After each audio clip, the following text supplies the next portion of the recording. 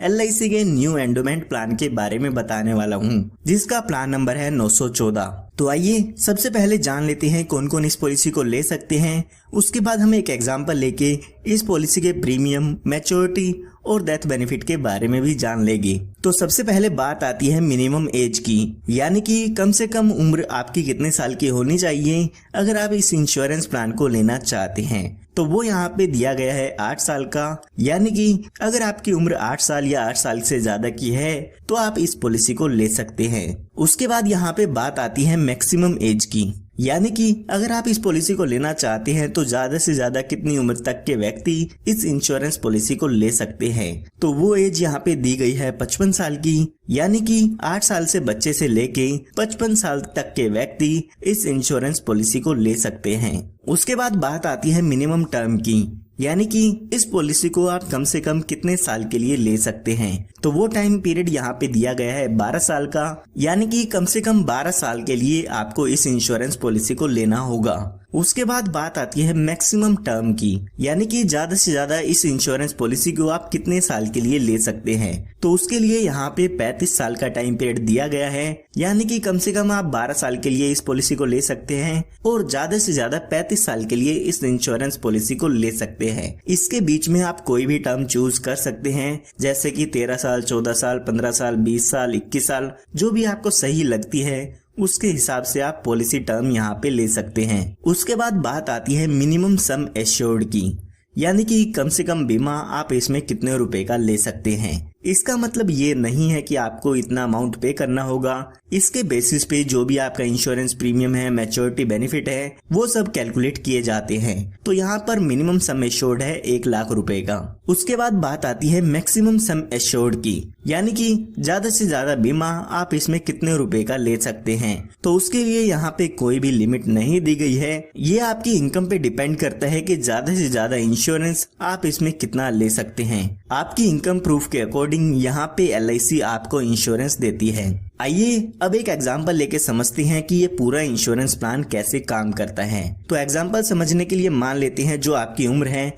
वो 35 साल की है और आप इस इंश्योरेंस पॉलिसी को लेना चाहते हैं। उसके बाद हम मान लेते हैं कि आप 5 लाख रुपए का इसमें बीमा लेना चाहते हैं, यानी कि जो हमारी पॉलिसी का सम एश्योर्ड होगा वो 5 लाख रुपए का होगा। उसके बाद हम बात करते हैं टर्म की, यानी कि आप कितने साल के लिए पॉलिसी लेना चाहते हैं। तो हम मान लेते हैं 21 साल के लिए आप इस पॉलिसी को लेना चाहते हैं। तो अगर हम इस पॉलिसी के प्रीमियम की कैलकुलेशन करते हैं तो पहले साल आपको इसमें लगभग 23,908 रुपए का प्रीमियम पे करना होगा। उसके बाद बाकी के बचे सालों में आपको 23,393 रुपए का प्रीमियम पे करना होगा, जो कि आपको ये सालाना पे करना होगा। अगर आप 6 महीने में, 3 महीने में या हर महीने में किस्त भरना चाहते हैं तो वो आप स्क्रीन पर देख सकते हैं। तो यहाँ पर जो अब आपकी एज है वो 35 साल की हो गई है, तो हमने 21 साल के लिए ये पॉलिसी ली है, तो हमें आने वाले 21 सालों के लिए प्रीमियम की पेमेंट करनी होगी। जब आपके 21 साल पूरे हो जाते हैं, यानी कि जब आपकी उम्र 56 साल की हो जाएगी,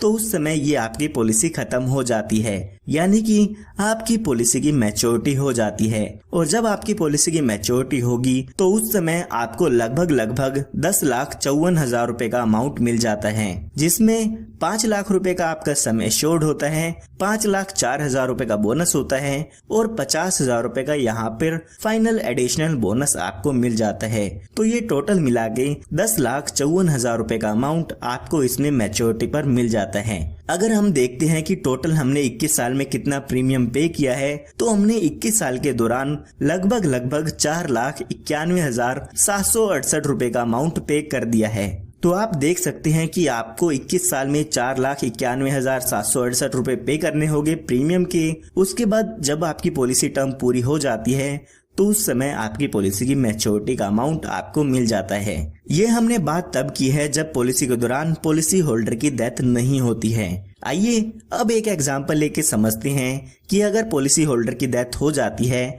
तो उस समय उसके नॉमिनी को क्या क्या बेनिफिट मिल जाते हैं। तो यहाँ पर पॉलिसी शुरू होने के बाद और पॉलिसी की मैच्योरिटी होने तक कभी भी पॉलिसी होल्डर की डेथ होती है तो यहाँ पर पॉलिसी होल्डर के नॉमिनी को डेथ बेनिफिट्स मिल जाते हैं। डेथ बेनिफिट्स में सम एश्योर्ड मिलता है, इसके साथ साथ जो भी आपकी पॉलिसी का बोनस है वो यहाँ पर दिया जाता है। तो हमारे केस में मान लेते हैं पॉलिसी होल्डर की डेथ 39 इयर्स की एज में हो जाती है। तो यहाँ पर जब भी पॉलिसी होल्डर की डेथ होगी तो उस समय जो भी आपका सम एश्योर्ड है यानी कि 5 लाख रुपए का अमाउंट मिलेगा। साथ ही साथ जितने साल भी आपकी पॉलिसी चली है उसका बोनस यहाँ पे दिया जाता है। तो 1,20,000 रुपए का बोनस हमें यहाँ पे मिल जाएगा। तो यहाँ पर टोटल डेथ बेनिफिट देखते हैं तो 6,20,000 रुपए का अमाउंट उसके नॉमिनी को मिल जाता है। आपको एक बात याद रखनी है कि जो सम एश्योर्ड है वो तो आपको मिलेगा ही मिलेगा, साथ में जितने साल भी पॉलिसी आपकी चली है उतने साल का बोनस यहाँ पे आपको मिल जाता है। यहाँ पर मैं आपको बताना चाहूंगा कि आप इसमें एडिशनल बेनिफिट्स भी ले सकते हैं, जिसके लिए आपको कुछ एक्स्ट्रा प्रीमियम देना होगा। तो यहाँ पर आप अपनी पॉलिसी में टर्म राइडर ऐड करा सकते हैं। अगर आपने अपनी पॉलिसी में टर्म राइडर लिया है और अगर पॉलिसी होल्डर की नेचुरल डेथ होती है तो उस केस में आपको यहाँ पर एडिशनल 5 लाख रुपए का अमाउंट डेथ के केस में मिल जाता है। यानी कि जो 6,20,000 रुपए का अमाउंट मैंने आपको बताया है वो तो मिलेगा ही मिलेगा, साथ में टर्म राइडर के 5 लाख रुपए और मिल जाते हैं, यानी कि टोटल 11,20,000 रुपए का अमाउंट डेथ पर मिल जाएगा। इसी तरह से यहाँ पर आप accidental death and disability benefit rider भी ऐड करा सकते हैं। यहाँ पर अगर एक्सीडेंटल डेथ पॉलिसी होल्डर की हो जाती है यानी कि एक्सीडेंट के कारण पॉलिसी होल्डर की डेथ होती है तो उस केस में यहाँ पर एडिशनल 5 लाख रुपए मिलते हैं। यानी कि जो बेनिफिट मैंने आपको बताए हैं वो तो मिलेगा ही मिलेंगे, साथ में एक्सीडेंटल डेथ बेनिफिट राइडर के 5 लाख रुपए भी आपको मिल जाएगी या आपके नॉमिनी को मिल जाते हैं। तो अगर आप ये बेनिफिट्स अपनी पॉलिसी में ऐड कराना चाहते हैं तो आप ये बेनिफिट्स ऐड करा सकते हैं। उसके बाद LIC ने यहाँ पर आपको एक बेनिफिट और दिया है, वो है सेटलमेंट ऑप्शन का। LIC यहाँ पर आपको कहती है कि आपका जो भी मैच्योरिटी का अमाउंट है यानी कि जो भी आपको पॉलिसी खत्म होने पर अमाउंट मिलना होता है उसको आप हमसे इंस्टॉलमेंट में ले सकते हैं। उस अमाउंट को आप 5, 10 या 15 साल की इंस्टॉलमेंट में हमसे ले सकते हैं। जो भी इंस्टॉलमेंट का अमाउंट होगा उस पे LIC आपको इंटरेस्ट भी देती है।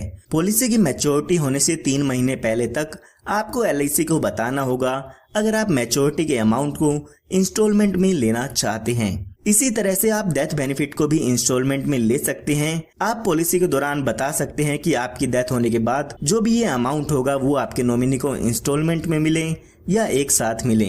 अगर आप इस ऑप्शन को लेना चाहते हैं तो ले सकते हैं, वरना आप अपने पैसे को एक साथ भी ले सकते हैं। उसके बाद यहाँ पे आपको कुछ और बेनिफिट मिल जाते हैं इस पॉलिसी में। तो आइए बात करते हैं इसके अदर बेनिफिट्स की कि इसमें आपको कौन कौन से और बेनिफिट मिल जाते हैं। तो यहाँ पर आप अपनी पॉलिसी में एडिशनल बेनिफिट्स ले सकते हैं जिसे हम राइडर्स कहते हैं। तो आप अपनी पॉलिसी में टर्म राइडर ले सकते हैं, accidental death and disability benefit rider ले सकते हैं या फिर आप एक्सीडेंटल बेनिफिट राइडर ले सकते हैं। इसी के साथ साथ यहाँ पे आप क्रिटिकल इलनेस राइडर भी ले सकते हैं। अगर आप बच्चे के नाम पर ये इंश्योरेंस पॉलिसी ले रहे हैं तो आप अपनी पॉलिसी में प्रीमियम वेवर बेनिफिट राइडर ले सकते हैं। कई बार ऐसा होता है कि बच्चे के फादर के साथ कोई दुर्घटना हो जाती है तो उस केस में बच्चे को वहां पर पॉलिसी का प्रीमियम पे नहीं करना होता है। उसके बाद यहाँ पे आपको लोन की सुविधा भी मिल जाती है।